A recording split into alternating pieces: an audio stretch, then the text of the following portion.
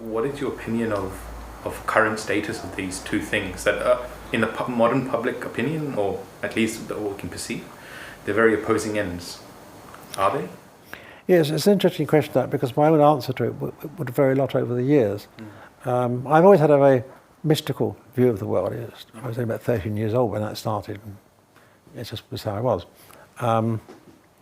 But how one articulates this mystical feeling in terms of some particular religion or other is a different matter altogether. In fact, when I was a young student, I became interested in Buddhism. I guess many young people do, in the Western world, something new.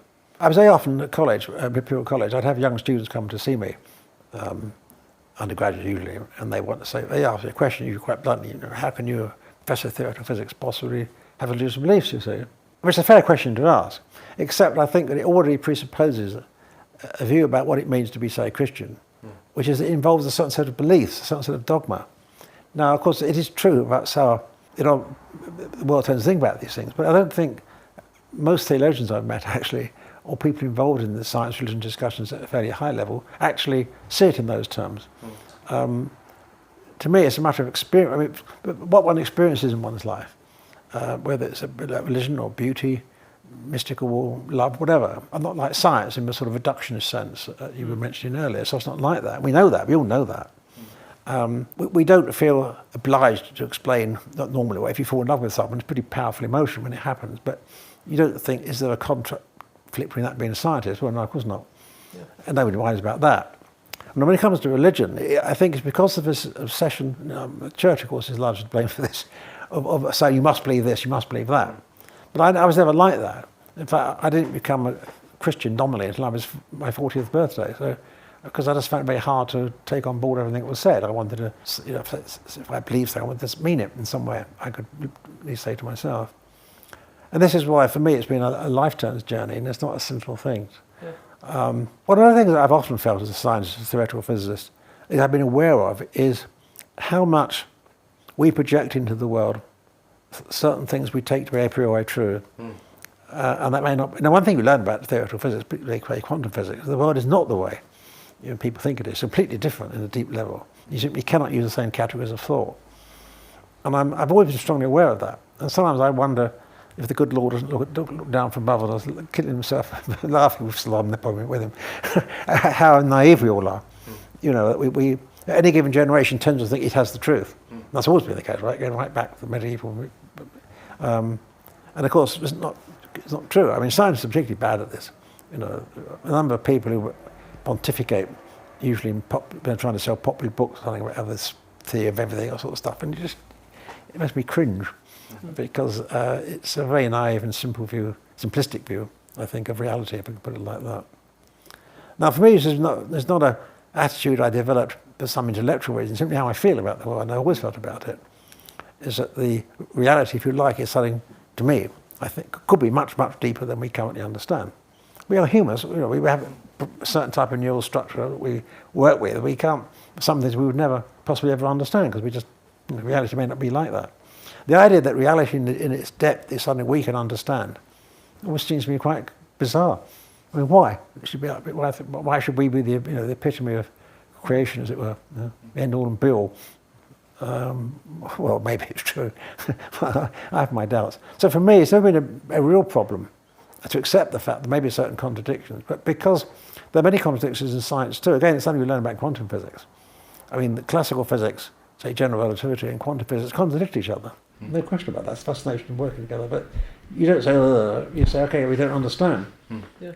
And I don't, personally, it doesn't break my heart that's the case. I mean, it's a challenge for the next generation. And when it comes to science vision, I think the same thing is true. If, whatever personal internal reasons, you feel something about reality which is spiritual, okay, maybe it's true, maybe it's not true, it doesn't matter. It's how you feel about it. And take it from that point of view. And I think, to be honest, it's much more important how you interact with people and treat people, actually, than has a complete sort of cast-iron philosophical doctrine about, how we all are. I think it's putting things the wrong way around.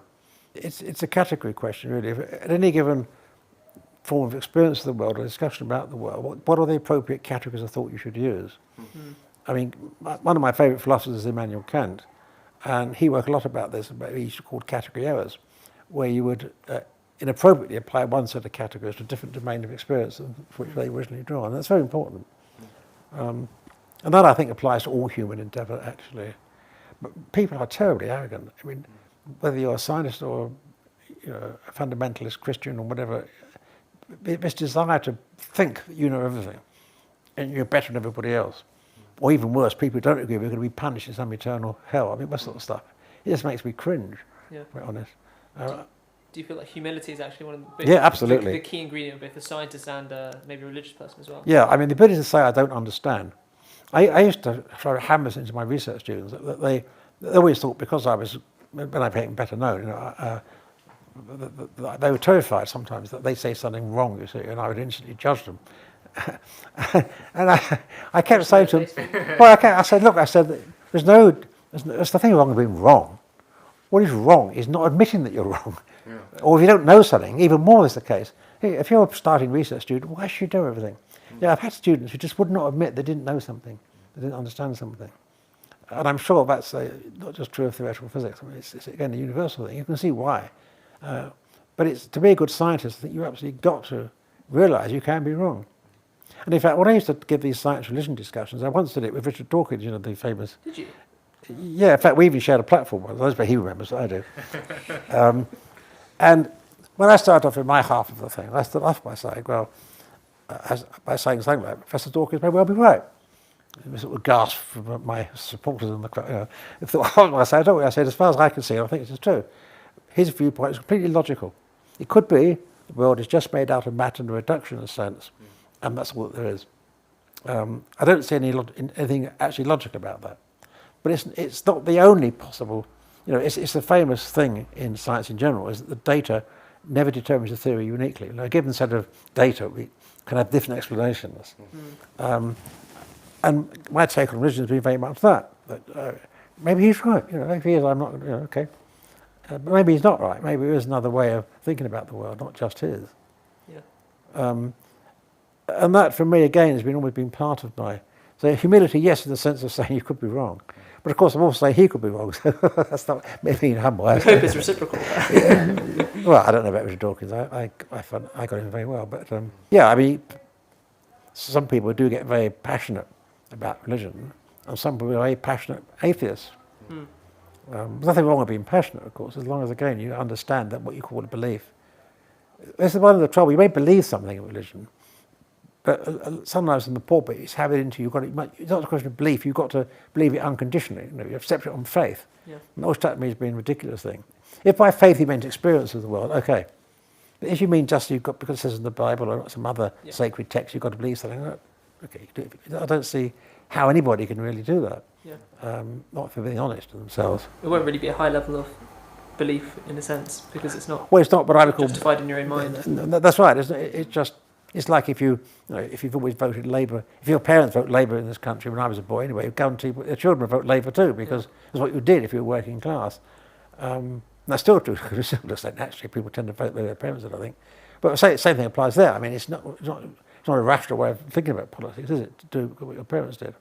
Do you feel the same is sometimes found in science in terms of people hold on to certain ways of looking at things which may turn out to be more dogmatic rather than justified? Well, that's always been true, actually. I mean, history of physics is fascinating in that respect. And it's quite respectful. Nothing wrong with that. I mean, the whole world of classical physics was self-contained, it was thought, until the start of the 20th century, when all sorts of things suddenly went wrong. If Clerk Maxwell or Newton had come back and you'd said to them, well, what do you think of this new stuff? They'd have had to say, oh, gosh, we were wrong. Who would have thought it, So yes, I think certainly the history of physics is full of ideas that have been wrong. Yeah. But being wrong, I mean, you see, they weren't totally wrong. They were contextually correct in the context of the time. But limited data that understood the world meant they weren't correct at a deeper level. And that's true of all knowledge. And this is why, again, when physicists talk about, we're going to have, usually in 20 years' time, the grand theory of everything, I always sort of smile to myself, think, well, yeah, okay. Good luck. Good luck with it, guys and girls, because